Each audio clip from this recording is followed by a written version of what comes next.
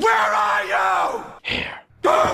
For those who are new to the channel, this is the most important character in my life. We are talking about all Batman live action movies. We already talked about the Burton movies, the Joel Schumacher movies, and even Mask of Phantasm, because yeah, we are talking also about animated movies.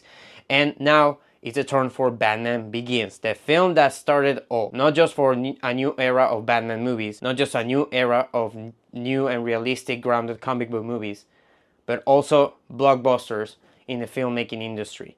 This film changed everything. With his unique voice, Christopher Nolan finally respected 100% the character of Batman with an action, adventure, and even dramatic film. Before that, the Burton movie, the Joel Schumacher movies, I've been watching all of them by the way, and I can tell you that each of the films has something that is missing about Batman. Something, even a little thing.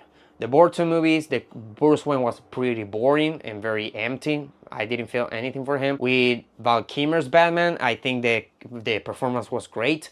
I think that a lot of his characterization was actually even better than Burton in some ways.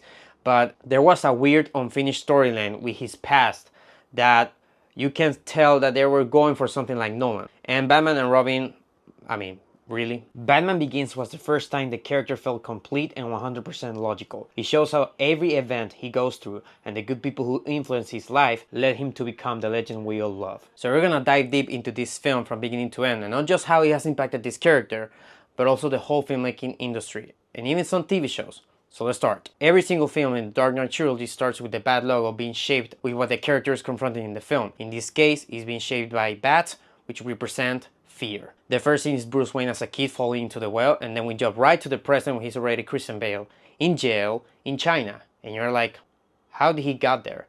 That's how the narrative in this film works a lot, which we're going to talk about a little bit later on. But then we get the line that tells us already that we are watching the best live action version of Batman. You are in hell, Little Man, and I am the devil. You're not the devil. You're practice. Yeah, I think Christian Bale's Batman is the best live-action portrayal of this character. And there's no doubt in my mind. Now, a lot of people will say that it's because I grew up with him because, yeah, I was 5 when this film was released. But I already watched Michael Keaton's Batman by Kilmer and George Clooney. But when I watched Christian Bale putting on that costume in the film, I was like, yeah, that's something else. That being said, my experience watching this film was kind of rough. I was planning to watch it in the theater with my mom, but then she told me that it was only for grown-ups. Because in my country, that film was rated R. Don't ask me why. So I had to wait for the film to come out on DVD. And I watched it on DVD. And the first time that I watched it, it was rough. I was kind of bored. I was like, where's Batman? This is kind of weird. But the second time I watched it, I watched the film fully. And I was like, yeah, I just had to wait a little bit more. And my God, from the moment he becomes Batman, I was in heaven. Then we are introduced to Liam Neeson in this film that at first is called Ducard. He's an agent of the League of Shadows, and he's kind of recruiting Bruce Wayne. Because he's like, yeah, there's something in you. There's something in you, there's something special. You come from a very wealthy family, and you're here.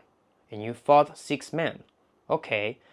Liam Neeson is amazing, and a lot of comic book movies started to do this, that the mentor, someone very important in the superhero's life, became the main villain at the end of the movie. Like I said in my previous reviews, I've been watching all Batman live action movies with my friends, and even the animated ones, and this was the first time that seeing the whites of China, the snow and the mountains, we were like, this is a real movie. And Hans Zimmer and James Newton Howard's score is just immersive. It just makes you feel this character. The main theme is just loud but subtle, and yeah, the action sequences have amazing music that is not that subtle, but it's something else. It was the first time that I ever heard that kind of music, and it was fascinating for a 5-year-old. Ra's al Ghul tests Bruce Wayne, telling him you have to go and grab a flower somewhere there, and then you have to climb a snowy mountain and get into the temple. And that's how you get into the League of Shadows. That's your last test to get in. And this is the first time that you can notice that this film and the entire trilogy does often. And that's giving you something and not knowing that there's something else about that thing. The flower is not just something that is used to test Bruce in this sequence. It's also the flower that is used for Scarecrow's drugs. And it's so meaningful when Liam Neeson puts that flower on Bruce's chest. What do you fear? we instantly cut back to the past after the moment that he fell into the well. And this is something that is used a lot in the first act of Batman Begins, and it's the non-linear narrative. And this is something a lot of comic book movies started using with their origin stories, and even TV shows. A lot of TV shows use non-linear narratives, and none of them were as entertaining or compelling as Batman Begins. Man of Steel and Deadpool, every time that they cut back to the past, it feels like the story pauses. Even in Mask of Phantasm, which I love and I think it's a masterpiece, when we cut to the past, it felt like, okay, we are in another storyline. I guess it's important for the future. With Batman Begins, it always feels like the story is advancing because the story is always being built in the mind of the viewer. Because from the very beginning, you have a lot of questions, how Bruce got into that place. And as the movie is advancing or regressing to the past, it's always answering you those questions. And that's the beauty of Nolan movies. Doesn't matter how deep or thematically rich or emotional they are, he always prioritizes entertainment. There's also a lot of humor in the Dark Knight Trilogy, more than people recognize it. And it's not like Marvel humor, that it just feels like the characters are forced to tell jokes. It always feels like the characters are just the way that they are. And because they are so charismatic with one another, they make those jokes. With Nolan's poetic dialogue, this film is just told beautifully. There's a lot of great lines in Batman Begins that they actually can work for your life. And why do we fall, Bruce? So we can learn to pick ourselves up. This film is like Yoda. It's like if Yoda was a film. That's Batman Begins. Bruce's phobia for bats can be looked at something very superficial. The kid is scared of those creatures. But there's something deeper going on, because when he fell into that well was the first time that he was completely alone. He didn't have no one there to support him. And that's a path that he has to walk for his entire life. It's just that he doesn't know that yet. That leads us to, obviously, the Wayne's murder, the most important moment in Batman's story. Last month, I was about to dedicate a whole video just for this moment in Batman Begins, because I think it's perfectly crafted. This is easily my favorite Wayne's murder in any version of Batman I ever seen, including animated, because it feels so immersive. You really feel like this kid, you're seeing your parents being murdered brutally by this guy that came out of nowhere. And Bruce looking at his father crying, and the last thing that he says, don't be afraid, that he can interpret it as something negative also because of his fear leaving the opera. They walked in the alley and his parents got killed.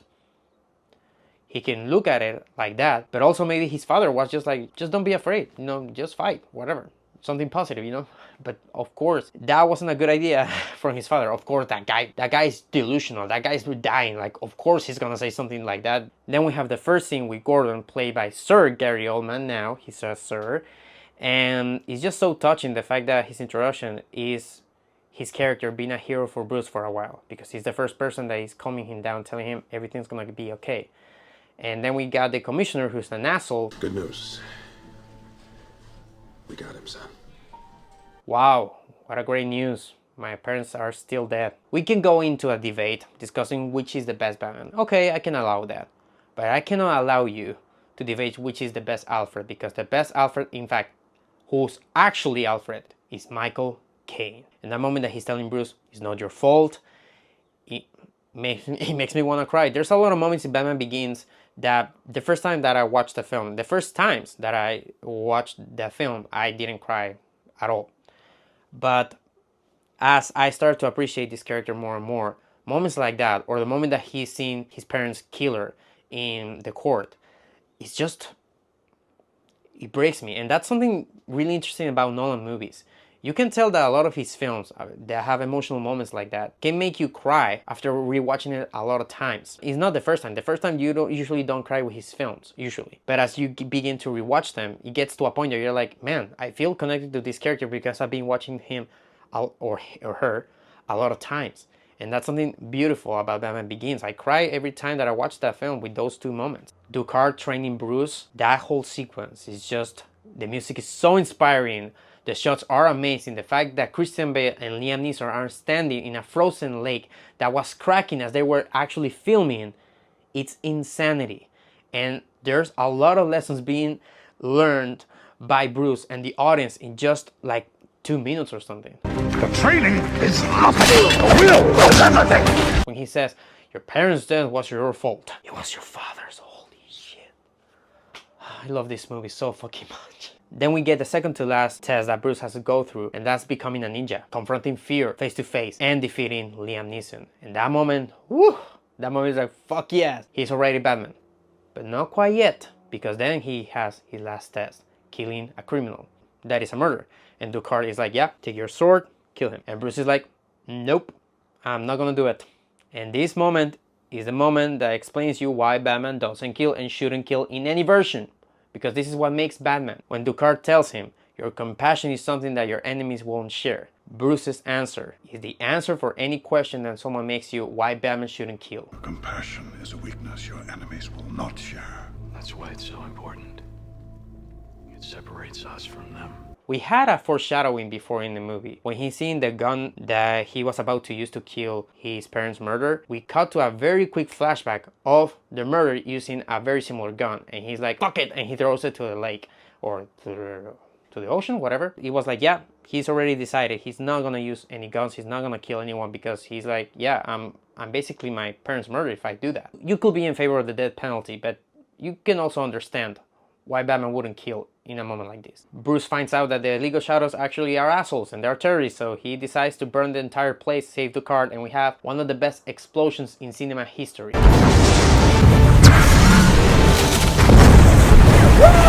Bruce reunites with Alfred in the plane. They're talking about what they're gonna do. The fact that he's not gonna become another man like his father that tried to defeat poverty. He's gonna do something else, a symbol that is incorruptible. Nolan has stated that is the moment that defines the entire trilogy, and it's completely understandable.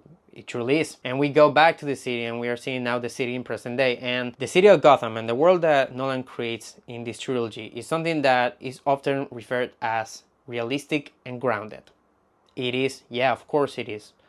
But I don't like to call it like that. And I'm sure that Nolan also doesn't like to call it like that. He actually has stated that he likes to call it relatable, because the look of the city and their people, it's very relatable to the real world. People can connect more to it. And the technology that is also used by the character, also people is like, yeah, that technology could exist in the future. So that's why he calls it relatable. I like to call it another word, and that's immersive. You really feel that you're in a place with this character. It doesn't matter if it's realistic or not, because of course there's technology in this film, there's some things that happen that wouldn't happen in real life, but that doesn't matter. What matters is that for 2 hours and 27 minutes, I think is the runtime of this film, Nolan can capture you and make you feel inside this film and not make you think about things that are going on outside in your life. That being said, what the film industry took from this movie, that it was realistic, grounded, and even dark. So what happened next? All films had to be dark, realistic, and grounded to be considered good. If you heard in a review something like, this is a realistic take on the character, automatically it meant that it was great. And we are still receiving movies like that in this decade. Although I think in this year, with the release of Superman and other movies, we are realizing that, okay, realistic doesn't mean that it's good. You had to make unique movies to impact the industry, just as Nolan did with Batman Begins. Since I was a kid, I've always found it to be fascinating how he chooses his technology, his costume. The belt is amazing, although I don't know what a lot of the boxes do. But the cape, the fact that he uses the electricity to alter the molecules and stretch it, and that's how he flies. I mean, it's just amazing. How he got to the cape also is interesting. When he meets Gordon once again, but as Batman, and he says, yeah, now we are two guys. And he's trolling Gordon with that stapler. And then he jumps from one building to another and he's like, okay, I probably need a cape. The aura of this film is amazing. Bruce standing with the bats flying around him. And he's trying to confront it. He's trying to breathe. And he's like, yeah, I have to face this. I have to become this. And Bruce and Alfred walking in the cave. I commented this to my friends. Looking at them, I was like, when Billionaire and his butler had too much free time. Like I said, this film makes Batman a complete character. But there's one last thing that's still to be answered. Why he's dressing as a bat. Here's the answer. Bats frighten me. This time my enemies shared my dread. Then we get the introduction of the costumed Batman. We've gotten amazing introductions to this character in live action or animation format, before this film or after this film with Ben Affleck and Robert Pattinson still. But nothing compares to what Nolan did with this movie. Because we see this character for the first time from the criminal's eyes. And it's a horror movie. Not a Paranormal Activity or Conjuring or any of those bullshit Nightmare on Elm Street, Friday the 13th shit, no. A psychological horror movie. And his first strike, me and my friends were laughing our asses off. But not because it was bad, but because it was so amazing.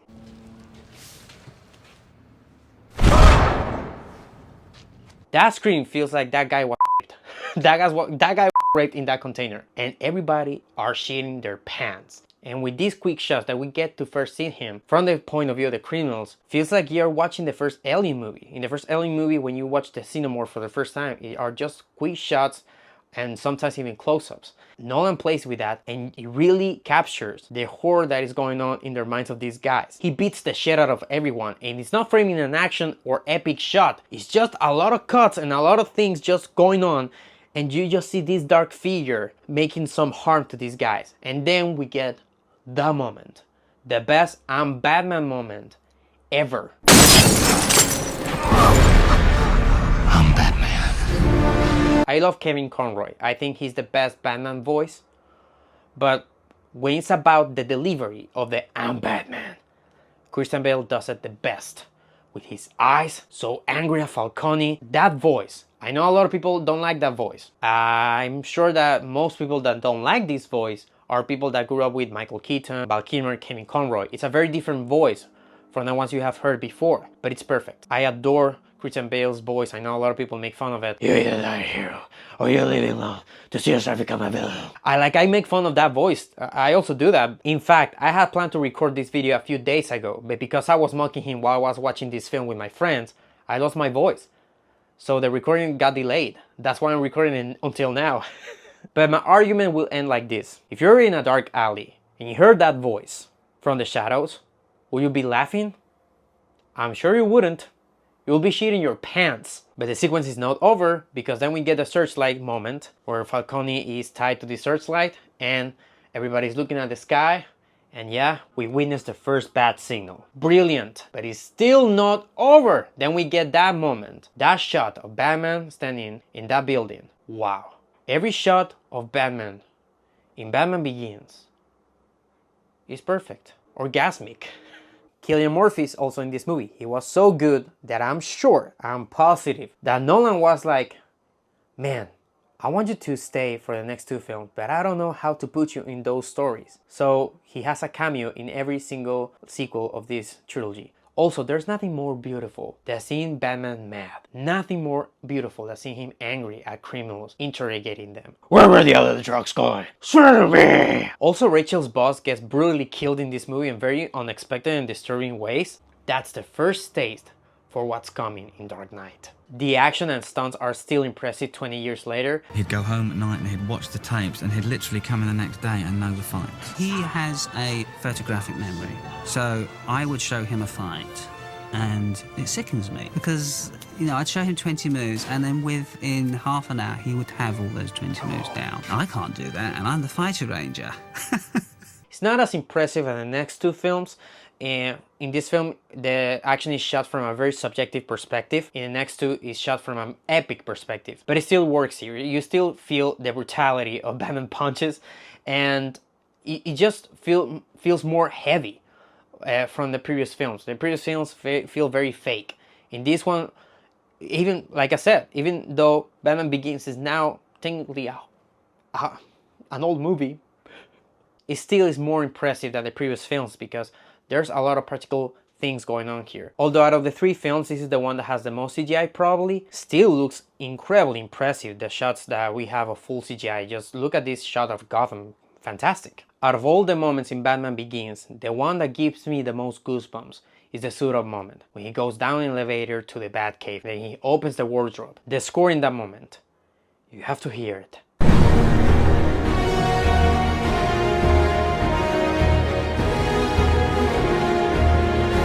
I also like the sequences of the Fear Toxin. I like how they are used in the film very creatively, and there's a lot of trembling background going on in the film that was used a lot in Oppenheimer, but it was perfected in Oppenheimer with practical effects on set. Batman calling the bats, using them as a distraction of some sort, and the CGI of those things still looks fantastic to this day. And the movie cannot get better than this, right? Yes, it can. With a track of Molossus plane, that vehicle, holy shit. The fact that they actually built a new vehicle in real life for this movie, and it's exactly how you see it on film. Impressive. And that moment is spectacular. Amazing use of CGI, practical effects, miniatures. This moment, like I said previously in this video, a lot of moments in the Dark Knight Trilogy are not just fun moments, are not just entertaining moments. There's something else going on. And it's the fact that Bruce might be enjoying himself being Batman a little bit too much. And that's why Alfred questions him after that sequence. What would you call that? Damn good television. And there's some foreshadowing going on when he's testing the tumbler for the first time with Morgan Freeman. He's like, yeah, fuck yeah, this is so cool. Do you have it in black and shit? I mean, this movie explores every single detail of the character of Batman and Bruce Wayne. To the point that, like I told you, you get to know this character 100%, even in those little things that don't matter all that much for the plot. It does matter for your empathy towards this character because, of course, if you had a Batmobile, of course you will be enjoying it and breaking shit and stuff.